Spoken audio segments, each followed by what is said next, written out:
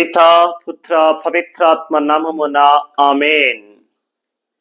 దేవుని ప్రియమైన క్రైస్తవ సహోదరి సహోదరులారా, ఈనాడు మనము మరియ తల్లి యొక్క మోక్షారోహణ మహోత్సవ పండుగను జరుపుకుంటూ ఉన్నాం. దేవుని నమ్మినటువంటి బిడ్డలారా,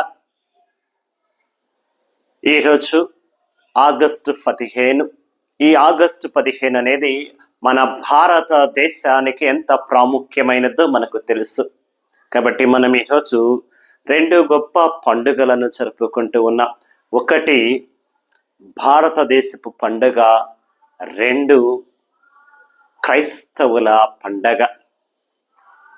భారతదేశ పండుగగా ఆగస్టు 15, 1947వ సంవత్సరం మనం సాధించినటువంటి స్వతంత్ర దినోత్సవపు పండుగను జరుపుకుంటూ ఉన్నాం. క్రైస్తవుల పండుగగా ఈరోజు మరియ తల్లి ఆత్మ శరీరములతో మోక్షమునకు ఎత్తబడుటను ధ్యానము చేసుకుంటూ, స్మరణ చేసుకుంటూ పండుగ జరుపుకుంటూ ఉన్నాం. ఈ రెండు పండుగల యొక్క కలయిక. భరత మాతను స్మరించుకుంటూ ఉన్నాం, భూలోక మాత అయినటువంటి మరియ తల్లిని స్మరించుకుంటూ ఉన్నాం. ఈ రెండు పండుగలను ధ్యానము చేసుకుంటూ ఉండగా వాక్యాన్ని ధ్యానము చేద్దాం. లూకా శుభవార్త 1వ అధ్యాయము 46వ వచనము నుండి 48వ వచనం వరకు వాక్యము చూద్దాం. అప్పుడు మరియమ్మ ఇట్లు పలికెను, నా హృదయము ప్రభువును స్తుతించుచున్నది, నా రక్షకుడగు దేవుని యందు నా ఆత్మ ఆనందించుచున్నది. ఏలయన ఆయన తన దాసురాలి దీనావస్థను కటాక్షించెను. ఇక నుండి తరతరముల వారు నన్ను ధన్యురాలని పిలుచెదరు. దేవుని నమ్మినటువంటి బిడ్డలారా, ముందుగా మరియ తల్లిని గురించి ధ్యానము చేసుకుందాం.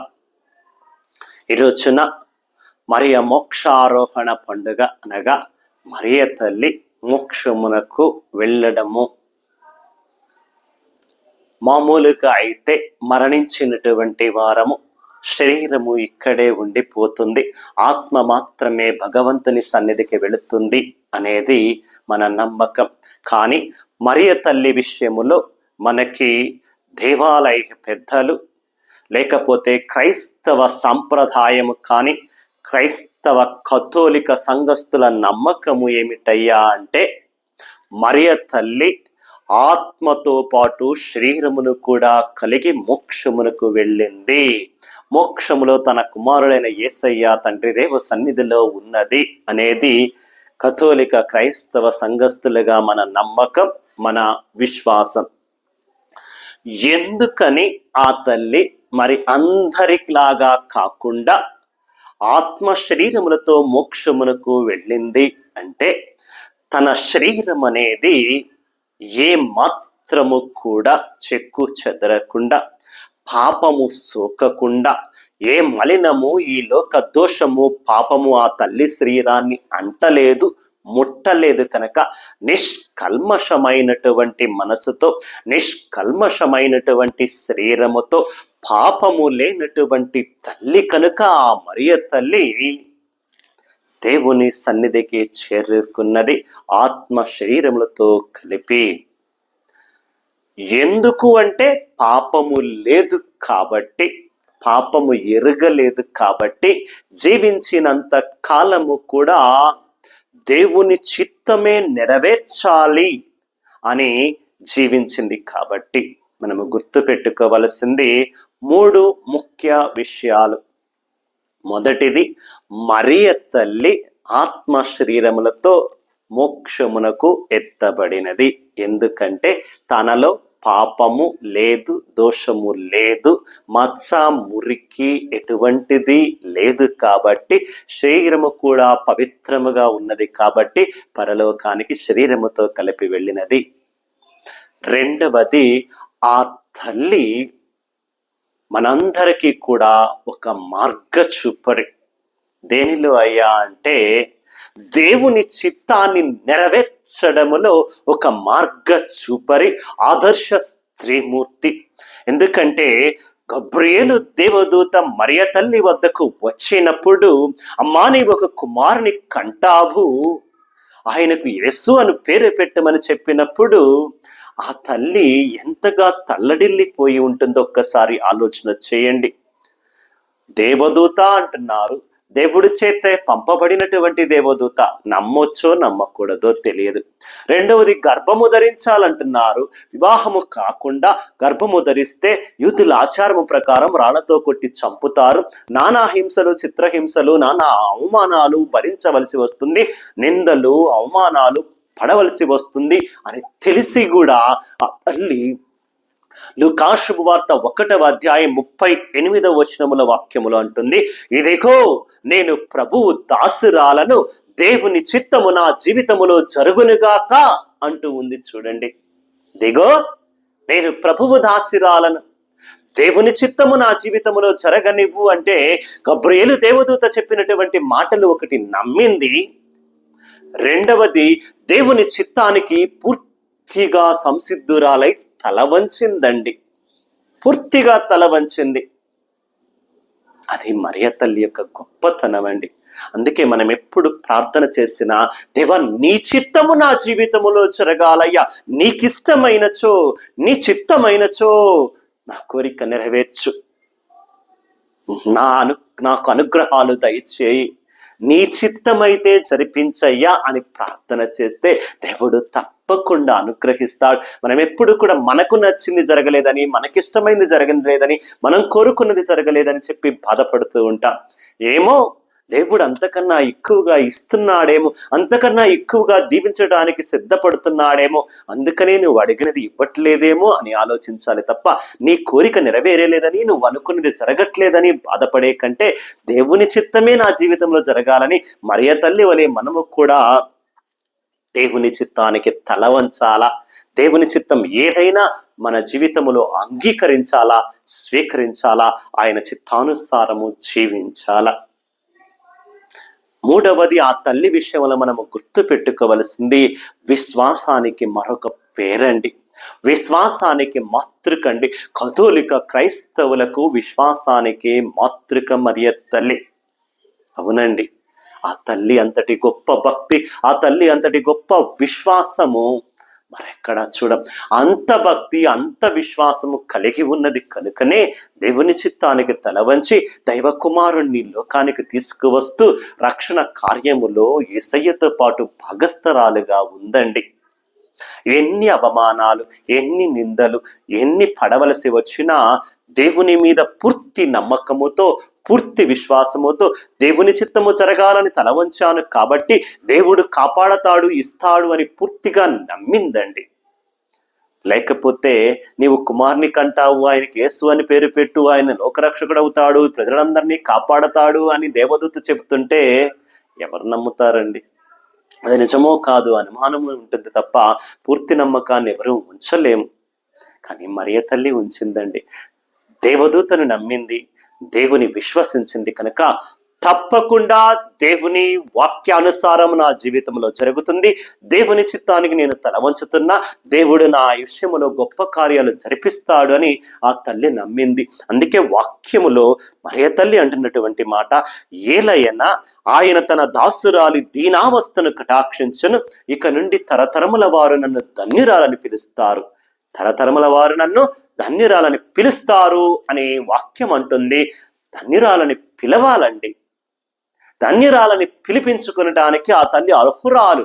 ఎంత ధన్యత అంటే దేవుని అనుగ్రహాలు సంపూర్తిగా పొందుకున్నటువంటి దేవదూత చాలా చక్కగా అంటుంది, అనుగ్రహ పరిపూర్ణురాలా నీకు శుభము, దేవుడు నీతో ఉన్నాడు, దేవుడు తనతో ఉన్నాడు, దేవుని అనుగ్రహాలు సంపూర్ణంగా పొందుకున్నటువంటి స్త్రీమూర్తి ధన్యురాలండి, ధన్యురాలి. ఎంతగా నమ్మిందంటే దేవుని ఒక్కసారి వాక్యం చూడు, 46వ వచనం, నా హృదయము ప్రభువుని స్తుతించుచున్నది, నా రక్షకుడగు దేవుని యందు నా ఆత్మ ఆనందించుచున్నది, ఏలయన తన దాసురాలిని దీనావస్థను ఆయన కటాక్షించెను. నా ఆత్మ ఆనందముతో ఉప్పొంగుచున్నది, నా హృదయం ఇప్పుడు దేవుని స్తుతించుచున్నది. అంతటి బాధలో ఉండి కూడా, అంతటి కష్టములో ఉండి కూడా రానున్నటువంటి పెద్ద ఆపద తనకి తెలుసు.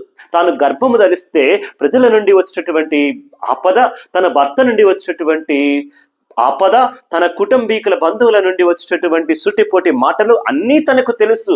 అయినా కూడా అంతటి బాధలో, అంతటి శ్రమలో రానున్నటువంటి పెద్ద ఆపద పొంచి ఉన్నటువంటి ఆపదను తెలుసుకొని కూడా నా హృదయం ప్రభువుని స్తుతించుచున్నది, నా ఆత్మ ఆనందపడుతున్నది, దేవుడు నన్ను దీవిస్తున్నాడు, తరతరముల వారు నన్ను ధన్యురాలని పిలుస్తారంటూ ఆ తల్లి ఎంత గొప్పగా చెప్పగలిగింది చూడండి. అందుకే అంటున్నా, ఈ యొక్క మోక్షారోహణ పండుగ రోజు ఆ తల్లి ఆత్మ శరీరంతో మోక్షమునకు ఎత్తబడడానికి కారణం తనలో ఎటువంటి పాపము దోషము లేకుండా ఉండటం. రెండవది, ఆ తల్లి ఏ విధముగా దేవునికి తలవంచి దేవుని చిత్తము నెరవేర్చిందో మనము కూడా మన జీవితంలో దేవుని చిత్తానికి తలవంచాల. మూడవది, ఆ తల్లి వలె మనము కూడా భగవంతునిపై పూర్తి నమ్మకాన్ని, పూర్తి విశ్వాసాన్ని ఉంచి మన జీవితాలను ప్రభువుకి సమర్పిస్తే తప్పకుండా ప్రభు మనలను కూడా ఆ తల్లిని దీవించినట్లుగా మరింతగా ఘనముగా దీవిస్తాడు.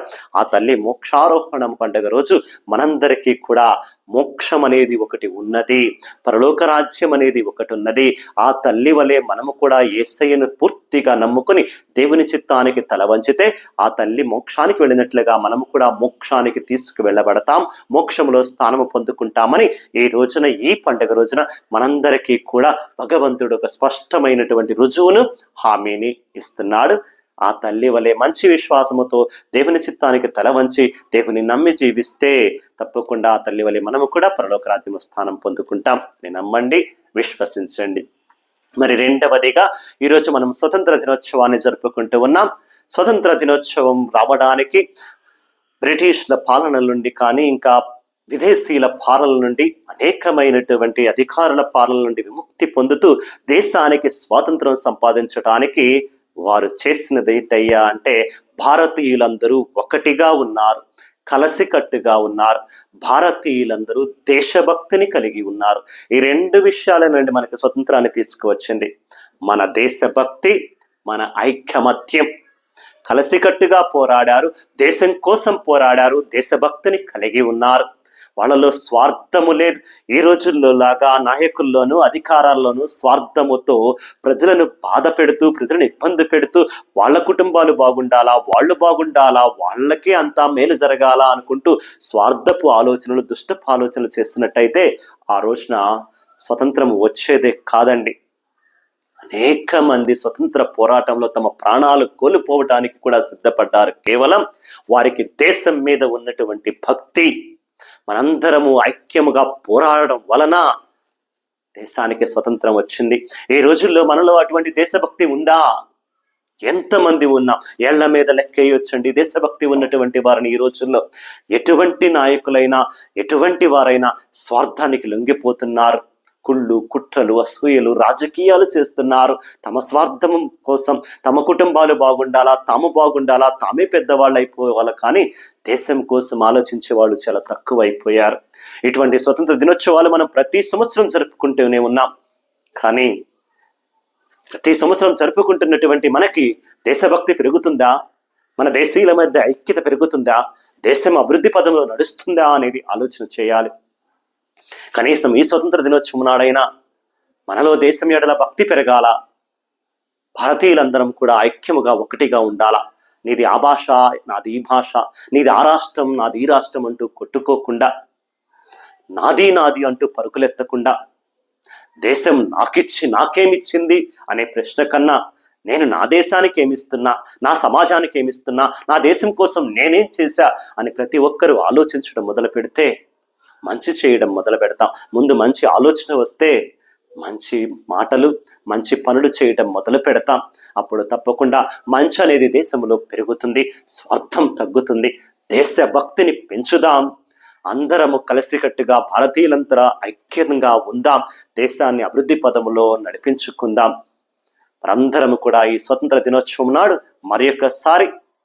మరియ తల్లి వలె మనకి పరలోకానికి వెళ్ళేటటువంటి భూలోకం నుండి స్వతంత్రము కలిగి పరలోకములో స్వేచ్ఛగా జీవించేటటువంటి భాగ్యం ఉంటుందని, భారతీయులందరం కూడా సాధించుకున్నటువంటి స్వతంత్ర దినోత్సవం రోజు సంపాదించుకున్నటువంటి ఈ స్వతంత్రము ద్వారా అందరము దేశభక్తిని పెంచుకోవాలని, దేశీయులంతా కలిసికట్టుగా ఉండి దేశాన్ని అభివృద్ధి పదవులు నడిపించడానికి నా వంతు ప్రయత్నముగా నేనేం చేస్తున్నానని ఆలోచిస్తూ అందరము కూడా మంచిని పెంచుదాం, మంచినే చేద్దాం, మంచిని ఆలోచిద్దాం, దేశాన్ని ప్రగతి పదంలో నడిపించుకుందాం.